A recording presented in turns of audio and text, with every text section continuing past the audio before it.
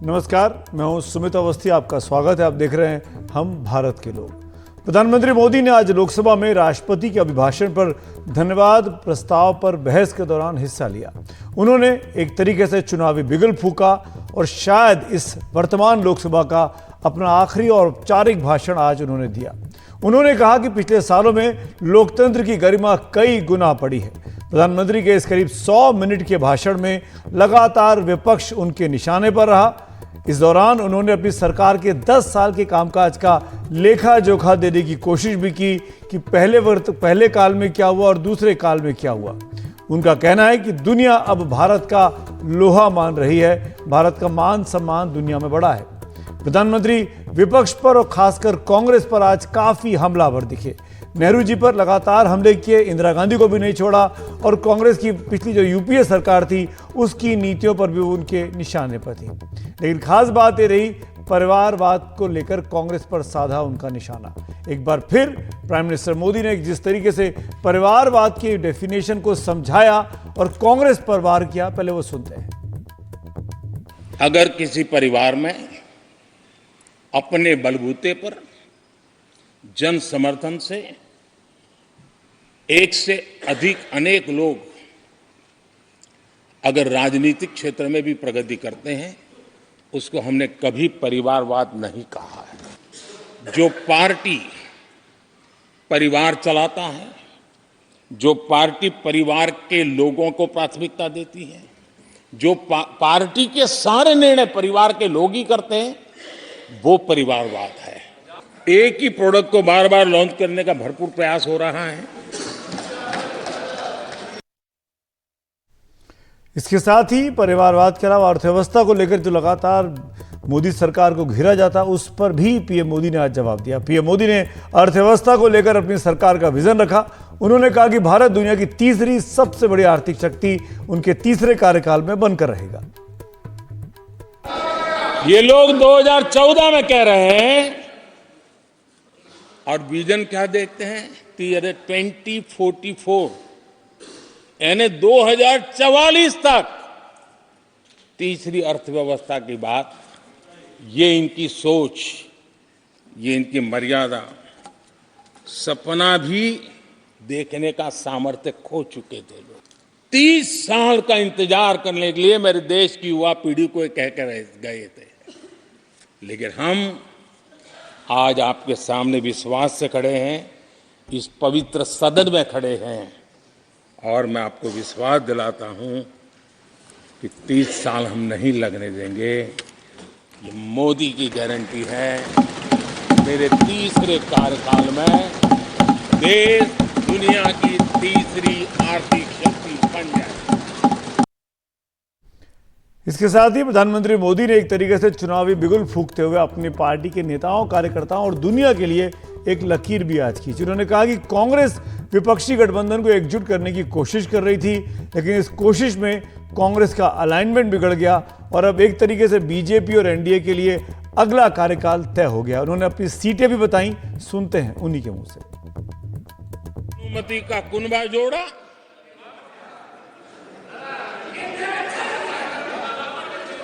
लेकिन फिर एकला चलो रे करने लग गए। कांग्रेस के लोगों ने नया नया मोटर मैकेनिक का काम सीखा है और इसलिए अलाइनमेंट क्या होता है उसका ज्ञान तो हो गया होगा, लेकिन मैं देख रहा हूं अलायंस का ही अलाइनमेंट बिगड़ गया। इंडिया अलायंस के टूटने पर उन्होंने कटाक्ष किया, तो अब उनकी वो वाली बात सुनाते हैं जब वो अपनी पार्टी के लिए और अपने गठबंधन के लिए एक लकीर खींच रहे हैं कि अगले चुनावों में 2024 के चुनावों में क्या टारगेट उनको लेकर चलना है। पूरा देश कह रहा है अब की बार, खड़गे जी भी कह रहे हैं, बीजेपी को 370 सीट और एनडीए को 400 पार। बीजेपी 370, एनडीए को 400 पार। यह आज उन्होंने टास्क अपने नेताओं कार्यकर्ताओं को दे दिया है।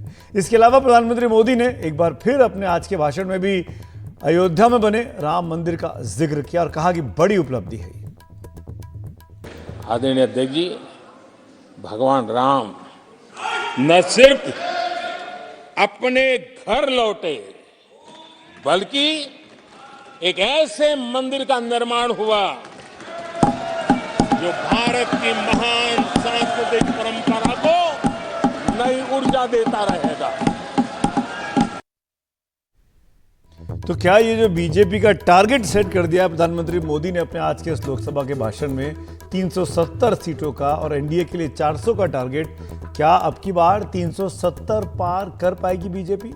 मेरे साथ दो वरिष्ठ मेहमान हैं, वरिष्ठ पत्रकार हैं, राजनीतिक विश्लेषक के तौर पर आप दोनों का स्वागत है। राजेश बादल जी और हर्षवर्धन त्रिपाठी जी, आप दोनों का स्वागत है। राजेश जी, बहुत बहुत स्वागत है। पहला सवाल मेरा आपसे है, एक लकीर खींची और ये टारगेट दिया 370 पार का, कितना संभव दिखाई देता है? धन्यवाद सुमित। देखिए, ये एक लोकतंत्र है और लोकतंत्र में किसी भी पार्टी को अपना लक्ष्य निर्धारित करने का पूरा पूरा अधिकार है। तो इस नाते मुझे जो है इसमें कोई एतराज नहीं दिखता कि वो 370 पार या 400 पार या पूरे 500 पार का नारा देते हैं। लेकिन मुझे इसमें एक ही बात थोड़ी सी जो अटपटी सी लग रही है, वो ये है कि देखिए, लोकतंत्र की गाड़ी जो है वो दोनों पहियों से चलती है, पक्ष और प्रतिपक्ष से। तो अगर प्रतिपक्ष मजबूत नहीं होगा तो वो पक्ष के साथ देश के विकास में मजबूती से कंधा मिला के काम नहीं कर सकता। ऐसा नहीं हो सकता कि पक्ष की गाड़ी ट्रैक्टर के पहिए के बराबर हो और प्रतिपक्ष की गाड़ी साइकिल के बराबर। हमने देखा है अतीत में कि नेहरू जी जब प्राइम मिनिस्टर होते थे और हमारे संविधान के निर्माता डॉक्टर भीमराव अंबेडकर एक दूध के कारोबारी से चुनाव हार गए थे, तो खुद नेहरू जी ने प्रतिपक्ष को मजबूत करने का काम किया था और उनको सदन में लाए थे। राजीव गांधी ने अटल बिहारी वाजपेयी के साथ जो व्यवहार किया वो कोई छिपी हुई बात नहीं है। तो प्रतिपक्ष को आप इतना लगातार दुर्बल अगर करना चाहते हैं तो ठीक है। लेकिन राजेश जी, आप जो बात कह रहे हैं, अगर दोनों पहिए बराबरी के होंगे और दोनों पहिए एक दूसरे का सम्मान करेंगे तो फिर काम कैसे चलेगा? फिर आपको 273 हो जाएंगे तो काम कैसे चलेगा?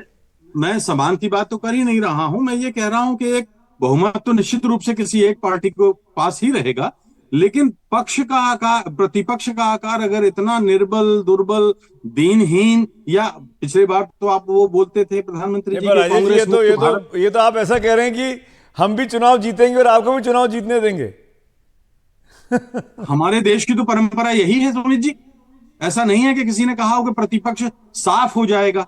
लोकतंत्र में प्रतिपक्ष रहेगा ही नहीं, ये भावना, क्योंकि उन्हीं की पार्टी के राष्ट्रीय अध्यक्ष बिहार में बोल के आए हैं कि सारी पार्टियां खत्म हो जाएंगी, छोटी पार्टियां। तो ये लोकतांत्रिक भावना तो नहीं है बिहार में जो बोला है उन्होंने, जेपी नड्डा जी ने। मैं हर्षवर्धन जी को लेके आना। हर्षवर्धन जी, आप राजेश जी की बात के जो जवाब देंगे वो तो आपकी ऊपर है, मैं उसका काउंटर आपसे पूछ नहीं रहा हूं, लेकिन मैं ये जरूर जानना चाहूंगा कि 370 कैसे पहुंचेगी बीजेपी, जो इस वक्त अपने पीक पर दिखाई दे रही है? क्या इस बार दक्षिण भारत में इनरोड्स बनने वाले हैं? तो मुझे देखिए, राजेश जी ने जो बात कही है वो शायद उस संदर्भ में ठीक है कि हम लोकतंत्र को कहते हैं तो प्रतिपक्ष होना चाहिए, विपक्ष होना चाहिए, लेकिन विपक्ष संख्या बल से नहीं तय होता है। क्योंकि अगर विपक्ष संख्या बल से तय होता तो फिर पहले चुनाव में नेहरू जी की पार्टी कांग्रेस 364 सीटें जीत लेती और सीपीआई 16 सीटें जीतती। तो ऐसा नहीं है कि विपक्ष नहीं रह गया। उस वक्त अपने विचार पर, अपनी जो बुनियाद थी उस पर पक्के खड़े नेता थे जो जवाहरलाल नेहरू को चुनौती दिया करते थे, जो बताते थे कि आपकी नीतियां कहां कहां खराब हैं। इंदिरा गांधी की भी बड़ी सीटें आई थी। राजीव गांधी ने भी रिकॉर्ड जीत हासिल कर ली थी जब इंदिरा गांधी जी की हत्या हो गई थी, लेकिन तब भी उनको बताने वाले थे।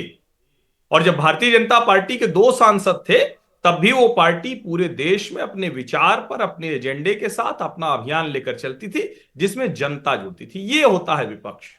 लोकतंत्र ऐसे मजबूत होता है। लोकतंत्र ऐसे नहीं मजबूत होगा कि कांग्रेस पार्टी को उतनी सीटें मिले कि वो संख्या बल में बड़ी दिखे। और मुझे लगता है कि अभी की जो स्थितियां हैं उसमें जब प्रधानमंत्री नरेंद्र मोदी इस नारे को कहते हैं कि अब की बार 370 पार भाजपा और 400 पार एनडीए, अभी हमारे कई मित्र, मतलब जो बहुत विद्वान मित्र हैं, पत्रकार हैं, वो हमसे एक सवाल बार बार पूछते हैं, हो सकता है सुमित जी आपसे भी पूछ रहे हो। वो कहते हैं कि अच्छा ये बताइए 303 से आगे कहां जाएगी, कौन सा राज्य है बताओ, गुजरात में सब जीत लिया, मध्य प्रदेश में एक छोड़ के जीत लिया, राजस्थान जीत लिया, दिल्ली जीत लिया, कहां जीतेंगे।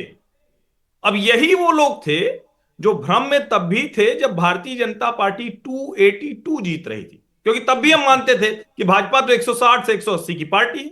क्या कोई पार्टी वो किसी ब्रैकेट में बांधी जा सकती है? लोकतंत्र का मतलब ये देश की जनता के मन को जो छुएगा, जो उनके अंदर भरोसा पैदा करेगा, जो उनके मन मुताबिक नीतियां, फिर से दोहरा रहा हूं, उनके मन मुताबिक नीतियां करते हुए बेहतरी करता दिखेगा। हमारी आपकी लाइफस्टाइल, हम जानते हैं कि चुनाव बहुत हद तक मैनेजमेंट का काम भी है। नीतियां, पॉलिसी, करिश्मा, ये बहुत अच्छा लगता है, पर चुनाव अंततः जमीन पे जब लड़ा जाता है तो वो मैनेज भी किया जाता है कि कैसे हम मजबूत रहे और हमारा विपक्ष जो है वो कमजोर रहे। तो क्या मेरा सवाल फिर से दोहरा रहा हूं, क्या दक्षिण भारत में बीजेपी मजबूत हो पाई है? नहीं सुमित जी, सीटें कितनी बढ़ेंगी मुझे नहीं पता है और ये बता पाना थोड़ा अभी कठिन है, लेकिन आप अगर सिर्फ आंकड़ों के तौर पर देखें, केरल और तमिलनाडु की 10 सीटें ऐसी हैं जहां 7 से 10% मतों के अंतर से भारतीय जनता पार्टी पीछे है।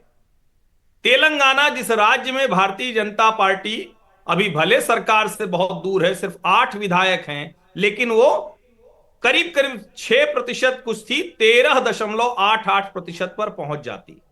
इसका सीधा सा मतलब ये कि जिस भारतीय जनता पार्टी को आप काऊ बेल्ट या हिंदी पट्टी की पार्टी कहते थे, वहां बढ़ी। और एक चीज मैं याद दिलाऊं, अगर जिस तरह की स्थिति दिख रही है तो सिर्फ उत्तर प्रदेश में भारतीय जनता पार्टी के पास 16 सीटें बढ़ाने का विकल्प है। 62 प्लस 2 64, 80 की 80। एक लास्ट कमेंट राजेश जी का। राजेश जी, दक्षिण भारत में जो बात हर्षवर्धन कह रहे हैं, बीजेपी का प्रचार प्रसार और वोट का परसेंटेज बढ़ रहा है 24 में। देखिए, दक्षिण भारत की जहां तक बात है, भारतीय जनता पार्टी कई दशकों से, जब से बनी है हम लोगों ने तब से देखा है कि वो दक्षिण में अपना जनाधार बढ़ाने का प्रयास करती रही है। अभी तक उन प्रयासों के मुताबिक अनुकूल कामयाबी तो उसको नहीं मिली, लेकिन इस बार मुझे जो ऐसा लग रहा है कि जैसे आपने अभी बताया कि न केवल दक्षिण भारत में बल्कि पूरब में उनकी हो सकती है कि कुछ सीटें बढ़े या कुछ मत प्रतिशत बढ़े, लेकिन वो इतना उल्लेखनीय होगा कि वो कोई बहुत चमत्कारिक होगा, ऐसा मैं तो नहीं समझ सकता अभी। हाँ, उत्तर भारत में और खासतौर पर जो हिंदी पट्टी है उसमें भारतीय जनता पार्टी का जनाधार मजबूत है, और आपने इसलिए देखा होगा कि कांग्रेस भी इस बार दक्षिण भारत पर, उत्तर पूर्व पर ज्यादा अपना फोकस कर रही है। जी चलिए, राजेश जी और हर्षवर्धन जी, मेरे पास मैं माफी चाहूंगा, वक्त इतना ही था। शुक्रिया आप दोनों का वक्त निकालने के लिए। कुल मिलाकर एक प्रधानमंत्री ने अपनी लकीर खींच दी है और बीजेपी के कार्यकर्ताओं को, नेताओं को, सपोर्टर को कह दिया है कि अब की बार एनडीए को 400 पार कराना है। होगा नहीं होगा ये तो मई के आखिरी हफ्ते में पता चलेगा, जब लोकसभा के परिणाम हमारे सामने आएंगे। वक्त हो रहा है एक ब्रेक का, लेकिन ब्रेक के उस पार कुछ और खबरें हैं, बने रहिए हमारे साथ।